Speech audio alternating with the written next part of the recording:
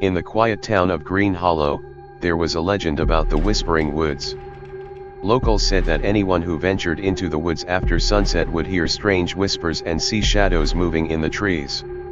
One summer night, a group of friends decided to test the legend. Armed with flashlights and bravado, they ventured into the woods, determined to uncover the truth. As they walked, the air grew colder, and an eerie silence fell over the forest. The friends began to hear faint whispers, but they couldn't make out what was being said. One of them, Lisa, felt a chill run down her spine. She turned to her friend, Mark, and whispered, "Do you hear that?" But Mark just shook his head, dismissing her fears. Suddenly, they saw a shadow dart between the trees. Panic set in as the whispers grew louder, almost deafening. The friends quickened their pace, trying to find their way back, but the forest seemed to close in around them. In their haste, they got separated. Lisa found herself alone, the whispers now clear as day.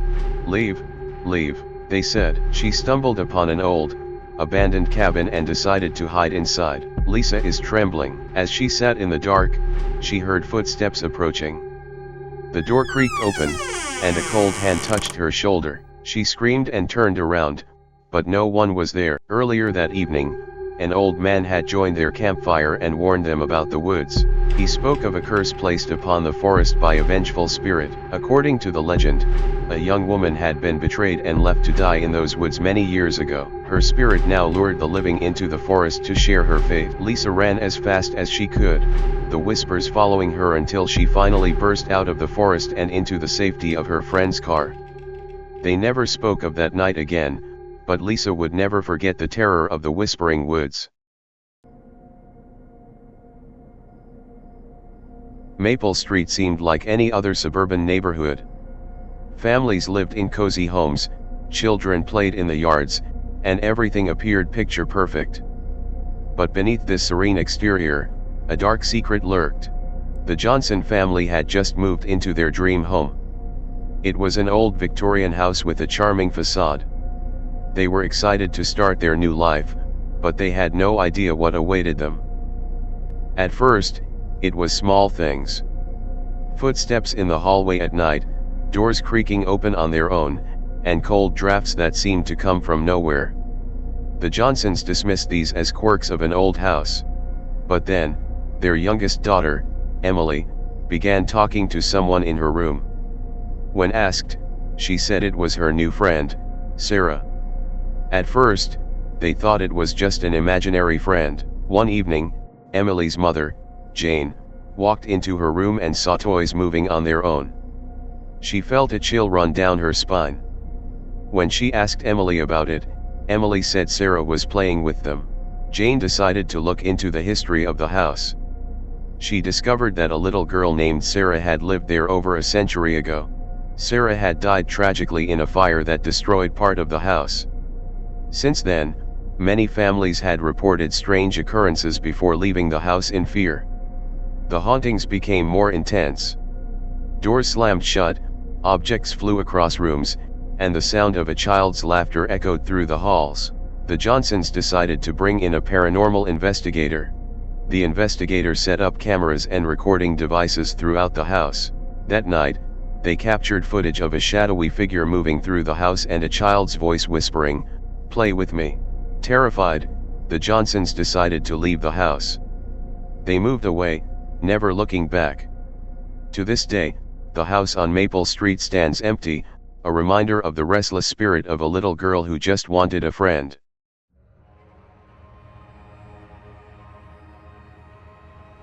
The old asylum on the outskirts of town had been abandoned for decades. Locals whispered about the horrors that had taken place there, and few dared to venture inside. A group of urban explorers decided to investigate the asylum. They had heard stories of ghosts and strange occurrences, but they were determined to document the truth. As they entered the asylum, the air grew heavy with the scent of decay. The hallways were lined with peeling paint and rusted medical equipment. The explorers could feel the weight of the building's dark history pressing down on them. They found old patient records, disturbing drawings on the walls, and equipment that looked like it hadn't been touched in years. But the most unsettling discovery was a series of padded cells, each with deep scratches on the walls. One of the explorers, Jake, heard a faint whisper. He followed the sound to a small room at the end of a long corridor. Inside, he found a journal belonging to a former patient named Margaret. Margaret had been committed to the asylum for hearing voices and seeing visions. Her journal detailed her descent into madness, but she insisted that the voices were real. They told her to do terrible things, and she feared she would lose control. After reading the journal, the explorers began to experience strange occurrences. They heard disembodied voices, saw shadowy figures moving in the corners of their vision, and felt unseen hands pushing them. Panicked, they tried to leave, but the doors wouldn't budge. The whispers grew louder, and the temperature dropped. It felt as though the asylum itself was alive, trapping them within its walls. Desperate, they searched for another way out and found a hidden exit in the basement. They escaped into the night, vowing never to return. The asylum remains abandoned, a place where the past refuses to stay buried.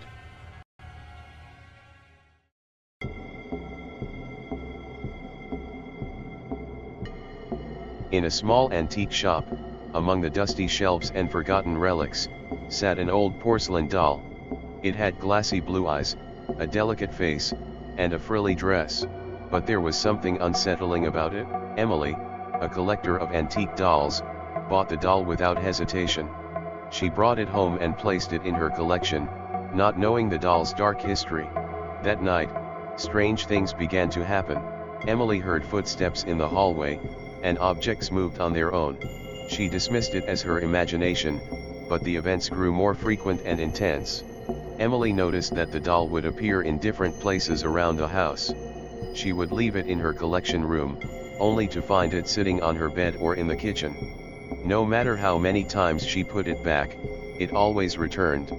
Determined to uncover the truth, Emily researched the doll's history. She discovered that it had once belonged to a little girl named Annabelle, who had died under mysterious circumstances. The doll was said to be cursed, holding the spirit of the vengeful child. The hauntings became more intense. Emily saw the doll's eyes following her, and she heard a child's laughter echoing through the house. One night, she woke to find the doll sitting on her chest, its eyes staring into hers. Terrified, Emily sought help from a paranormal expert. The expert performed a cleansing ritual and advised Emily to get rid of the doll. But the doll seemed to have a hold on her. Every time she tried to throw it away, it reappeared in her home. Finally, the expert performed an exorcism on the doll. The ritual was intense, and the house shook as if resisting the cleansing. After hours of chanting and burning sage, the doll was finally quiet. Emily threw the doll into a nearby river, hoping to be rid of it forever. She moved away, leaving her collection behind. But the memory of the cursed doll haunted her, and she could never shake the feeling that it was still watching her.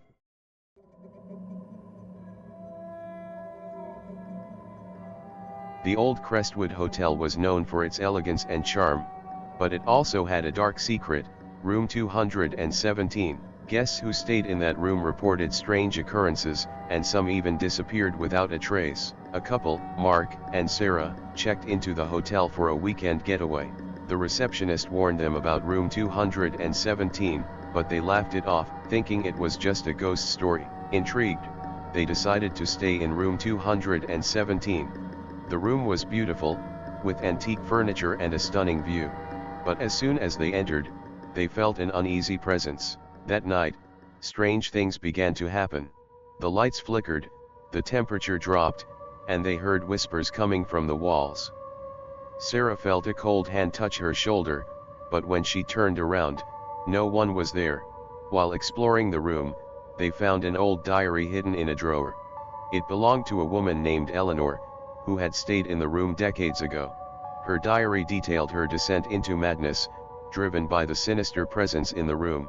Eleanor wrote about hearing voices, seeing shadowy figures, and feeling like she was being watched. She became obsessed with the idea that the room was cursed and eventually took her own life. Mark and Sarah's experiences grew more terrifying. They saw apparitions, heard screams in the night, and felt an overwhelming sense of dread. They decided to leave, but the door wouldn't open. It was as if the room itself was holding them captive. Desperate, Mark broke a window, and they climbed out onto the fire escape. As they left, they saw a shadowy figure watching them from the window. They never spoke of their stay in room 217 again, but they would never forget the terror they experienced. The town of Ravenwood had a dark legend about the Shadow Man. He was said to appear at night, lurking in the shadows, and those who saw him would soon disappear. Alex was walking home late one night when he saw a tall, dark figure standing at the end of the street. The figure didn't move, but Alex felt a chill run down his spine. He quickened his pace, but the figure seemed to follow him. Terrified, Alex ran home and locked all the doors and windows. But he couldn't shake the feeling that he was being watched. He heard whispers outside his window and saw shadows moving in the corners of his vision. Determined to find out more, Alex researched the legend of the Shadow Man. He discovered that the entity had been haunting the town for generations. Those who saw him were marked, and their days were numbered. Many residents had reported seeing the Shadow Man before disappearing without a trace. The town had tried to rid itself of the entity, but nothing worked. The Shadow Man always returned. Alex's encounters with the Shadow Man became more frequent. He saw the figure standing at the foot of his bed, felt cold hands grasping at him in the dark, and heard his name whispered in the dead of night. Alex sought help from a local historian who specialized in the town's dark history. The historian told him that the Shadow Man was a vengeful spirit bound to the town by a curse. The only way to break the curse was to confront the entity. Armed with the knowledge, Alex prepared to confront the Shadow Man. He stayed up late, waiting for the entity to appear. When the figure emerged from the shadows, Alex stood his ground and demanded to know why it haunted the town. The Shadow Man revealed his tragic past. He had been wrongfully accused of a crime and executed. His spirit, filled with rage and sorrow, had been bound to the town, seeking justice and revenge. Alex performed a ritual to free the spirit, offering a heartfelt apology and asking for forgiveness. The Shadow Man seemed to waver, and then, with a final whisper, he disappeared into the night. After that night, the sightings of the Shadow Man stopped. The town of Ravenwood finally found peace, and Alex knew that he had helped lift a centuries-old curse.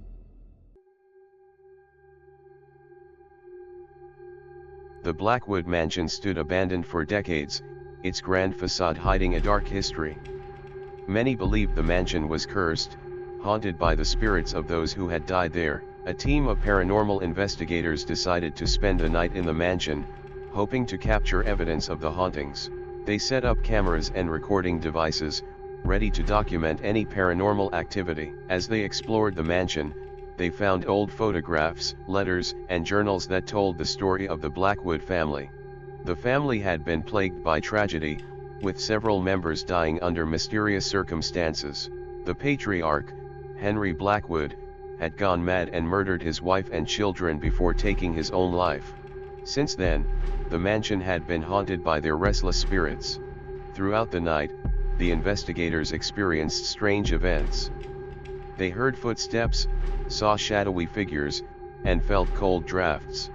One investigator, Emma, felt a hand grab her ankle, but when she looked, no one was there. Desperate for answers, they conducted a séance. They asked the spirits to communicate, and soon, they heard whispers and saw objects move on their own. The spirits seemed angry, and the atmosphere grew tense. Emma found an old diary hidden in a wall. It belonged to Henry Blackwood, and it revealed the true cause of the family's demise. Henry had been driven mad by a dark force that had taken over the mansion, feeding on the family's fear and sorrow. The investigators decided to perform a cleansing ritual to banish the dark force. They chanted, burned sage, and asked the spirits to move on. The mansion shook, and a dark shadow rose from the ground, screaming before dissipating into the air. After the ritual, the mansion felt lighter, as if a heavy burden had been lifted. The investigators left, knowing they had helped free the spirits trapped within the Blackwood mansion. To this day, the mansion stands as a testament to the darkness that once resided there.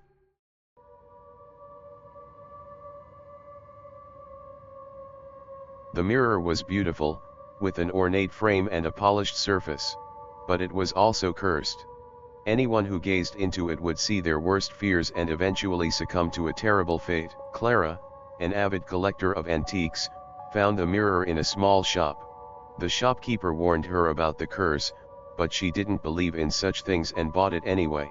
Clara hung the mirror on her wall, admiring its beauty. But that night, she had terrible nightmares. She saw herself trapped in the mirror, her face twisted in fear and pain. Over the next few days, strange things began to happen. Clara saw dark figures in the mirror, heard whispers calling her name, and felt an overwhelming sense of dread whenever she looked at it. Determined to understand what was happening, Clara researched the mirror's history. She discovered that it had once belonged to a powerful witch who had cursed it to trap the souls of those who wronged her. The witch had been betrayed by her lover and used the mirror to exact her revenge. Anyone who looked into the mirror would see their deepest fears and eventually fall victim to the curse. Terrified, Clara sought help from a local mystic. The mystic told her that the only way to break the curse was to destroy the mirror. But the mirror was resistant to any harm. Desperate, Clara performed a ritual to break the curse. She surrounded the mirror with protective symbols, burned sage, and chanted incantations. The mirror shook and dark shadows swirled within it, but it didn't break. The mystic told Clara that to break the curse, she must confront her deepest fears. Clara gazed into the mirror, facing the dark figures and terrifying visions. She saw herself trapped, but she didn't look away. As Clara faced her fears, the mirror began to crack. The dark figures screamed and writhed, but Clara stood firm. Finally, the mirror shattered, freeing the trapped souls and breaking the curse. With the mirror destroyed, Clara felt a sense of relief and freedom. She knew she had conquered the darkness that had haunted her. The cursed mirror was no more, and Clara could finally live in peace. Thank you for joining us on this journey into the unknown. We hope you enjoyed these tales of terror. If you did, please like, subscribe. Until next time, stay safe and stay spooky.